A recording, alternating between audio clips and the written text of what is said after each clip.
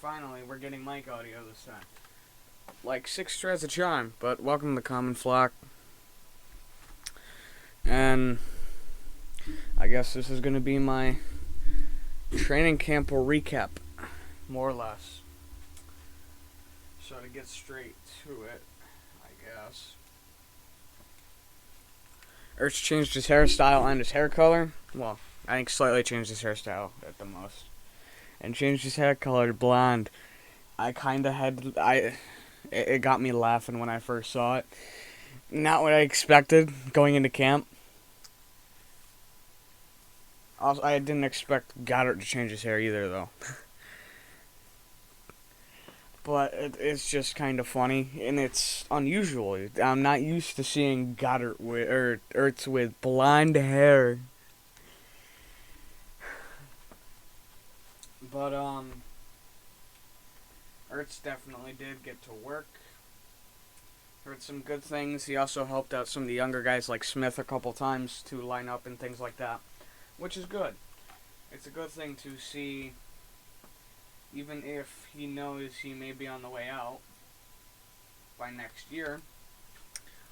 He's still giving back to the team. Now, we've had some injuries. Rieger was limited day one with lower body injury. It was later said to be lower body tightness. I don't know if that's 100% what it is. He's been limited since. And I'm guessing he's gotten a little bit more, or he's been doing a little bit more than day one, which is nice to at least have him doing something. Quez was day-to-day with a non-COVID sickness. I think he's back playing. He may not be, I'm not sure. Actually, no, he is not back yet. Samalo had a hamstring injury. He was down, he is down week to week. And hopefully he's back for the season. Also, I'm just noting, every time I hear day-to-day, I get PTSD from Doug Peterson. But, oh yeah, Jordan Howard's day-to-day for like a month and a half. Let's not have it happen this year too. Shaqual Taylor was day-to-day with a lower body injury. I am pretty sure he is still day-to-day. Davian Taylor had, I think it was a lower body injury and was also day-to-day. I'm not 100% sure. I did not get him on this quick listing of injuries for some reason. That I may have to go check later and kind of correct myself if I'm wrong, maybe. But as of right now, he is also day-to-day and not playing. Nate Metters, the kid who got brought in from Minnesota, is also week to week with a hamstring injury. There's so many injuries over the first couple of days that I'm slightly worried. Like, slightly worried to the point where it's close to getting closer to kind of worried. Greg Ward was limited with a non-COVID sickness, but is now full-on playing. He's had some ups and downs, just like the rest of the squad. So far with the time he's been in. Brooks had a hamstring injury. He was week to week, but then was downgraded to day. I think day 3. 2 or 3. And then Fulgham was day-to-day with lower body, but was downgraded, I should downgraded for Brooks earlier. Technically, it's upgraded. Was up areas now. I'm pretty sure he wasn't on the report. Again, I could be wrong. Correct me if I'm wrong. I'm sorry if I'm wrong.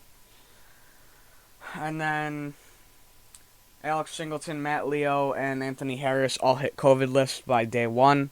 I'm pretty sure they're all still on the COVID list. So, we're not going to see much from them for now. And hopefully they are back by the time pads are on. Man, I am flying through this already. Alright. Headed practices do start Tuesday. From what I'm hearing, or from what I remember, that is kind of later than normal.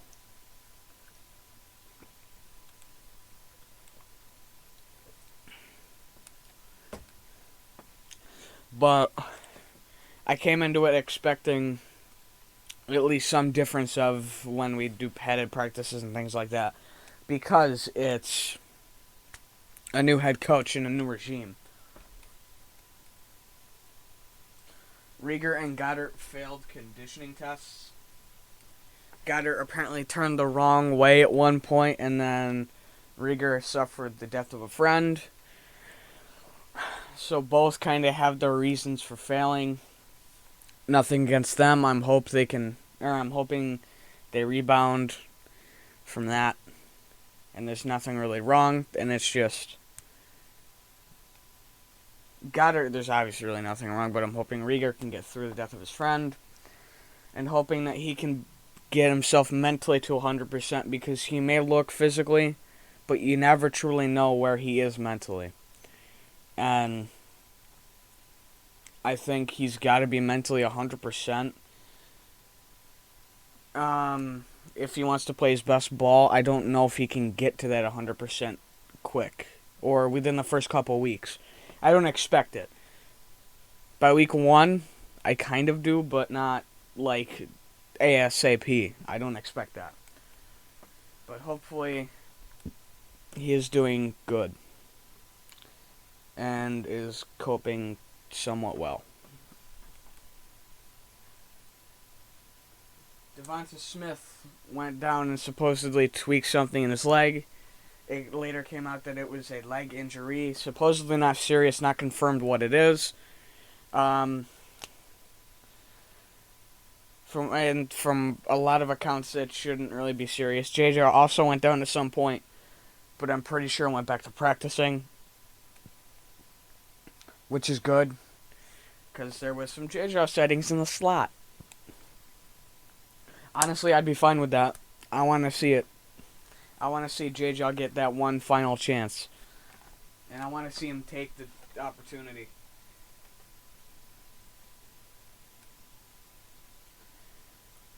Rodney McLeod, LaRaven Clark, and Landon Dickerson all landed on the physically unable to perform list. As far as I know, none of them pulled off of it by now, and probably won't be pulled off of it until at least preseason. Rodney was expected. LaRaven and Landon, I'm not sure why they're on that list. Nothing's really been said as far as I know that I've seen. So those are kind of question marks to me. But hopefully they can be back soon at 100%. At one point in practice, Scott punched a ball out of Adrian Killings' hands. That didn't help necessarily for him. Now you gotta think, dude, if they're... You gotta secure the ball. That's like rule number 1. And we apparently it was seen that Killings was taking a lot of snaps at wide receiver, or a decent amount of snaps at receiver. So why are you?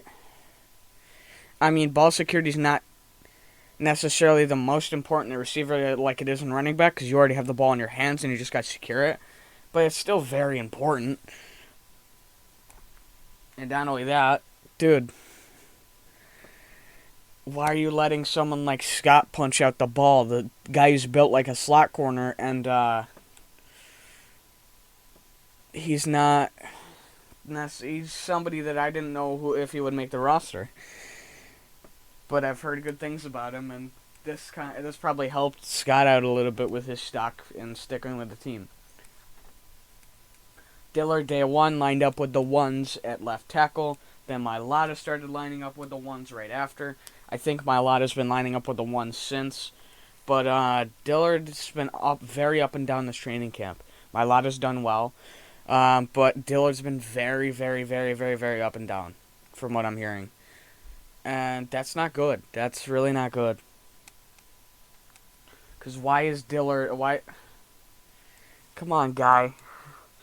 you're fighting for a spot. You got to start fighting now, not tomorrow. Now. Honestly, I always thought that was my largest job to lose, and right now he's sticking with it. So I don't know if there's very much of a chance he loses that spot. No way. While Samalo has been out, Herbig's gotten most of those one snaps or snaps with the ones at left guard. And for I've heard here and there that if Dickerson was available, he would be playing at left guard. No, he wouldn't. But at least not that I don't think you'd put a rookie at left guard when you're trying to make him be your next center. But there's a lot of talent behind the ones, or a lot of talent behind the offensive line. It's a lot of young talent. It's not necessarily it's not what you have on the starting rotation, because obviously it's not. But still, it's a good backup rotation, and there's some confidence with a lot of guys there. There's been, obviously, with a new coaching regime, there's new drills. There's changes in drills. And there's been a decent amount of nice changes in drills. There is a couple of tweaks and changes to some CB drills. There's been some change, like there was one where it was focused on practicing punching out the ball. I actually liked that one. That one looked like a very welcome addition. But there's a couple more. I don't necessarily have what they are on hand, but there's been an influx of new drills.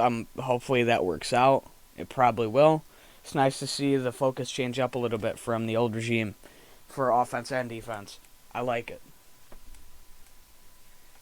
Apparently, Tyree Jackson's had at least at its floor a decent camp. At one point, he even ran over Rashad Smith and Davion Taylor, which Rashad Smith is not saying very much because I don't even know if he's going to make the roster, but Taylor? Okay, I see you. Now, the thing about Jackson is I don't even know if he's going to make the roster. I don't think this is the time for projects. I don't. If he makes the roster, it's on the practice squad. He's not going to make it, actually. I think if he makes anything, it's practice squad. And I don't think he'll make. I think he has to show out to even make that, because he's not. I don't think it's there. Scott, Gainwell, and Smith were day one returning punts. I don't know if they still return punts. I know Scott probably was, and Gainwell might have been, but I don't know about Smith. Nothing's really been said about that, but if you've got, I get Scott kinda. Gainwell, I'm not necessarily high on putting Gainwell there, not yet. And Smith, no. Don't put him there. Don't even think about it. It's not that I'm worried about injury. I'm worried about, if you're gonna put somebody there, put somebody who's gonna go fast. Somebody who's going to blow by defenders, or somebody who's going to make a couple guys miss. Someone with a strength like that, something you'd expect to want in your kick returner, not Smith. Smith's not going to do a very great. I don't think he's going to necessarily be an explosive returner like you need in the NFL. But whatever. Just say he's not gonna give what they want. He's not gonna come out like a Deshaun Jackson. He's not. I wish they put someone back there that would come out of returns like a Deshaun Jackson, but they don't have anybody like that right now. I don't think. At least not necessarily almost that exact type of punt returner and kick returner. We did see some snaps in the wide receiver one for Smith. Some slot snaps for J-Jaw. A couple of guys got some outside snaps, including Warden Rager. I like it. I like seeing some of the young guys out there. And since there's a lot of inexperience there, I think they need to get a little bit of experience at every spot to kind of gauge how good they can be in every spot and help with game planning. And know it now and not later, so you can build on that. And that's a good thing, to see a lot of movement. and it keeps the defense on their toes. So while Brooks has been down with the hamstring, Pryor took up Brooks' spot with the ones. I didn't expect this. I didn't know who to expect, but I didn't necessarily think Pryor was going to be the first one to start, or the next one to start in Brooks' spot, but apparently he is. So honestly, I think if you're going to do that, then he's probably your two guard behind him, and he's going to be probably going to make that roster. If he's the first one they start, and I haven't heard much of if he stayed in that spot, but I think that possibly could have. He's done enough over the years where I think he can be looked at as a viable option to back up Brooks.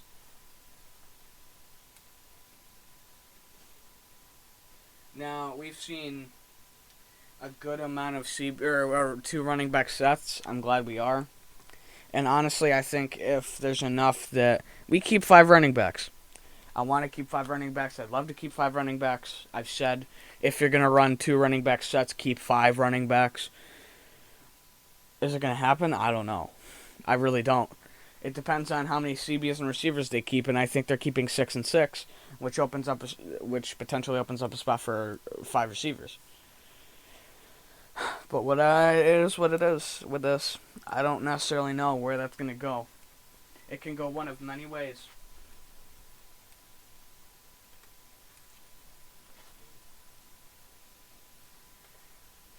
One thing we have heard out of camp is the big thing for this Gannon defense is versatility. Versatility. I'm happy it is. I want to see a lot of versatility with this defense. I mean, you saw them in camp. It's been seen that they've lined up 3-4. They've lined up 4-3. I think there's enough guys here that if you want to run 3-4-4-3 and swap between a couple different sets and then swap between them every game or a couple games, I'm fine with that as long as you can pull it off. If you can pull it off, that's a dangerous defense, and I'd love to see it.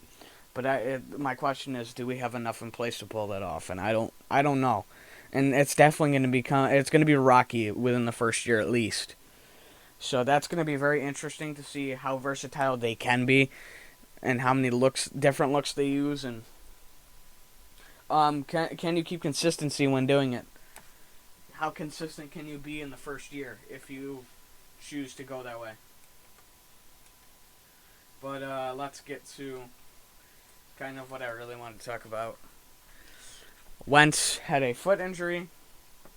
At first it was downplayed as nothing major, because the Colts are famous for downplaying bad injuries. Which they are. They really are. They've done it before. And let me find it, because I want to make sure I'm right on what it is. But he is out indefinitely, and it's not looking good for our second round conditional. Thanks, you find a way to screw us over one more time when you're out of Philly. You're a great quarterback, dude. Rappaport did say 3 hours earlier that Carson Wentz plans to try to rest and rehab his foot over the next few days instead of get immediate surgery. And if everything goes well, week 1 is in play. If it doesn't improve, it may be surgery is the answer.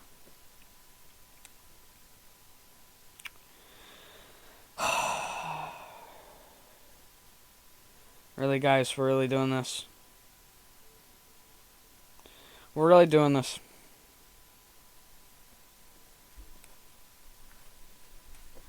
Why? Honestly, this fan base, I think after that Super Bowl, I think the Lombardi curse just said, you know what, I think I'm going to stick around. Because look how far this team's fallen and how much bad luck this team's had. Coming this year thinking, oh yeah, this will be nice because not everyone should get injured within training camp. Well, we were kind of right on that. Not fully, but this was a shorter episode. I kind of just wanted to cover everything in camp. if I did miss any information, like any information on the last day or two of days 3 and 4, I'm sorry. It's been chaotic the past couple of days. I was actually at Honor America Day's concert and fireworks last night, so if I did miss anything, especially from yesterday, my bad. And looking forward to next week of training camp.